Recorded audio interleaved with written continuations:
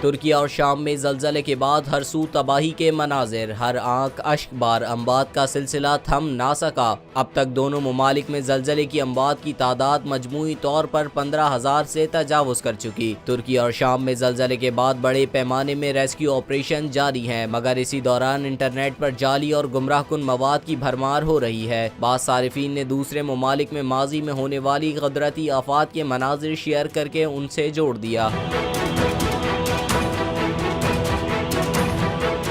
ایک تصدیق شدہ ٹویٹر اکاؤنٹ سے ویڈیو شیئر کی گئی اور دعویٰ کیا گیا کہ یہ ترکی میں زلزلے کے نتیجے میں ایک جوہری پلانٹ میں ہونے والے دھماکے ہیں۔ در حقیقت ویڈیو اگست 2020 میں بیروت دھماکے کی ہے، جس میں کم از کم 200 ہلاکتیں ہوئی تھیں۔ ٹویٹر پر ایک ویڈیو نے لاکھوں ویوز حاصل کیے، جس میں ایک عمارت کو منہدم ہوتے دیکھا جا سکتا ہے۔ تاہم گوگل سرچ سے معلوم ہوا کہ یہ جون 2021 کے دوران فلوریڈا میں ایک عمارت کے گر کر تباہ ہونے کی ہے، جسے اس وقت بھی شیئر کیا گیا تھا۔ برطانوی نژاد ایرانی کامیڈین امید جلیلی نے ٹویٹر پر ایک ویڈیو شیئر کرتے ہوئے یہ دعویٰ کیا کہ زلزلے کے بعد سونامی کی لہریں ترکیہ کے ساحل سے ٹکرائی ہیں، جس میں کوئی سچائی نہیں۔ ویڈیو ستمبر 2018 میں انڈونیشیا میں آنے والے سونامی کی ہے۔